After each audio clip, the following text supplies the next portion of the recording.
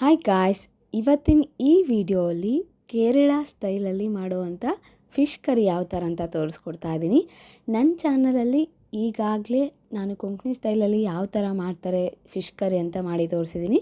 ಆದರೆ ಇದು ಒಂದು ಡಿಫ್ರೆಂಟ್ ರೆಸಿಪಿ ನಾನು ಈ ಚಾನಲಲ್ಲಿ ತೋರಿಸ್ತಾ ಇದ್ದೀನಿ. ತುಂಬ ರುಚಿಯಾಗಿರುತ್ತೆ, ತುಂಬ ಟೇಸ್ಟಿಯಾಗಿ ಕೂಡ ಬರುತ್ತೆ. ಸೊ ಬನ್ನಿ ಯಾವ ಥರ ಮಾಡೋದು ಅಂತ ನೋಡೋಣ. ನಾನಿಲ್ಲಿ ಮಾಡಲಿಕ್ಕೆ ಇಷ್ಟೆಲ್ಲ ಇಂಗ್ರೀಡಿಯೆಂಟ್ಸ್ ತೊಗೊಂಡಿದ್ದೀನಿ. ಹಾಗೆ ಒಂದು 100 ಗ್ರಾಮ್ ಆಗೋಷ್ಟು ಸಾಂಬಾರು ಆನಿಯನ್ ಅಂತ ಹೇಳ್ತಾರಲ್ಲ ಅದು ತೊಗೊಂಡಿದ್ದೀನಿ. ಸ್ವಲ್ಪ ಮೆಣಸು ತೊಗೊಂಡಿದ್ದೀನಿ, ಕಾಳು ಮೆಣಸು. ಹಾಗೆ ಜಿಂಜರ್ ಗಾರ್ಲಿಕ್ಕು, 1-2 ಟೊಮೆಟೊ ತೊಗೊಂಡಿದ್ದೀನಿ, ಒಣ ಮೆಣಸಿನ್ಕಾಯಿ ತೊಗೊಂಡಿದ್ದೀನಿ, ಕೊತ್ತಂಬರಿ ಸೊಪ್ಪು ತೊಗೊಂಡಿದ್ದೀನಿ. ನೀವು ಬೇಕಾದರೆ ಹಸಿ ಮೆಣಸಿನ್ಕಾಯಿ ಕೂಡ ತೊಗೋಬೋದು. ನಾನಿಲ್ಲಿ ಹಸಿ ಮೆಣಸಿನ್ಕಾಯಿ ಯೂಸ್ ಮಾಡ್ತಾಯಿಲ್ಲ, ನಿಮಗೆ ಬೇಕಾದರೆ ನೀವು ಯೂಸ್ ಮಾಡ್ಕೋಬೋದು. ಹಾಗೆ ಇಲ್ಲಿ 1/2 ಕಿಲೋ ಆಗೋಷ್ಟು ಮೀನು ತೊಗೊಂಡಿದ್ದೀನಿ. ಅಂದರೆ ಯಾವುದೇ ವೆರೈಟಿ ಫಿಶ್ ತೊಗೋಬೋದು ನೀವು, ನಿಮ್ಗೆ ಯಾವ್ದು ಅವೈಲೇಬಲ್ ಇರುತ್ತೆ ಆ ಫಿಶ್ ತೊಗೊಂಡು ಮಾಡ್ಬೋದು. ನಾನಿಲ್ಲಿ ಪಾಂಡ್ ಫಿಶ್ನೇ ತೊಗೊಂಡು ಮಾಡ್ತಾ ಇರೋದು.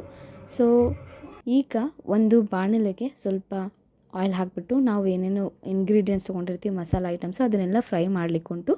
ಸ್ಪೆಷಲಿ ಇಲ್ಲಿ ಸಾಂಬಾರು ಆನಿಯನ್ ಅಂದರೆ ಚಿಕ್ಕ ಚಿಕ್ಕ ಆನಿಯನ್ಸ್ ಬರುತ್ತಲ್ಲ ಅದನ್ನು ಹಾಕಿ ಚೆನ್ನಾಗಿ ಫ್ರೈ ಮಾಡಬೇಕು. ಇದೇ ಟೇಸ್ಟ್ ಎನ್ಹ್ಯಾನ್ಸ್ ಮಾಡುತ್ತೆ ಇದರಲ್ಲಿರೋವಂಥದ್ದನ್ನು ಅಂತ ಹೇಳ್ಬೋದು. ಸೊ ಇದು ಡಿಫ್ರೆಂಟಾಗಿ ಮಾಡೋದ್ರಿಂದ ಸ್ವಲ್ಪ ಟೈಮ್ ತೊಗೊಂಡು ಮಾಡಬೇಕಾಗುತ್ತೆ.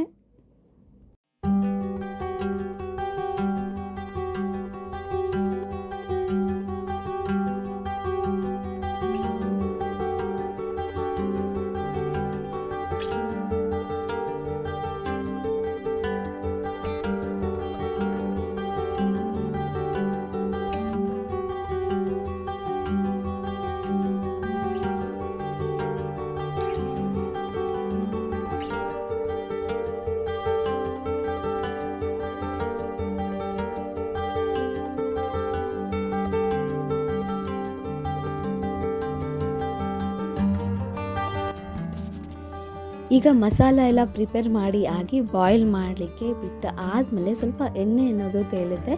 ಈ ಟೈಮಲ್ಲಿ ನಾವು ಅವೈಲೇಬಲ್ ಇರುವಂಥ ಮೀನನ್ನು ಹಾಕ್ಕೊಳ್ಳೋದು. ಇಷ್ಟೇ ಫಿಶ್ ಕರಿ. ಒಂದು 5-10 ನಿಮಿಷ ಮೀಡಿಯಮ್ ಫ್ಲೇಮಲ್ಲಿ ಬಾಯ್ಲ್ ಮಾಡಿಬಿಟ್ರೆ ಫಿಶ್ ಕರಿ ರೆಡಿ ಆಗುತ್ತೆ. ತುಂಬಾ ರುಚಿಯಾಗಿರುತ್ತೆ, ತುಂಬಾ ಟೇಸ್ಟಿಯಾಗಿರುತ್ತೆ. ಇದರಲ್ಲಿ ನಾವು ಹುಣಸೆ ಹಣ್ಣಿನ ರಸ ಹಾಕಿರೋದ್ರಿಂದ ಹುಳಿ ಖಾರವಾಗಿ ತುಂಬ ಚೆನ್ನಾಗಿ ಬರುತ್ತೆ. ನಿಮಗೆ ಖಾರ ನಿಮ್ಮ ಟೇಸ್ಟ್ ಅನುಗುಣವಾಗಿ ಅಡ್ಜಸ್ಟ್ ಮಾಡ್ಕೋಬೋದು.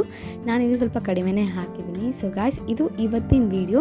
ಐ ಹೋಪ್ ಈ ವಿಡಿಯೋ ನಿಮಗೆಲ್ಲ ಯೂಸ್ಫುಲ್ ಆಗುತ್ತೆ ಅಂದ್ಕೊಂಡಿದ್ದೀನಿ. ಹೀಗೆ ಸಾಕಷ್ಟು ವೀಡಿಯೋಸ್ ಅಪ್ಲೋಡ್ ಮಾಡ್ತಾ ಇರ್ತೀನಿ. ಹೀಗೆ ಸಪೋರ್ಟ್ ಮಾಡಿ, ಎಂಕರೇಜ್ ಮಾಡಿ ಅಂತ ಹೇಳ್ತಾ ಇವತ್ತಿನ ಈ ವಿಡಿಯೋಯಿಂದ ಕೊನೆ ಮಾಡ್ತಾ ಇದ್ದೀನಿ. Thank you, bye, take care.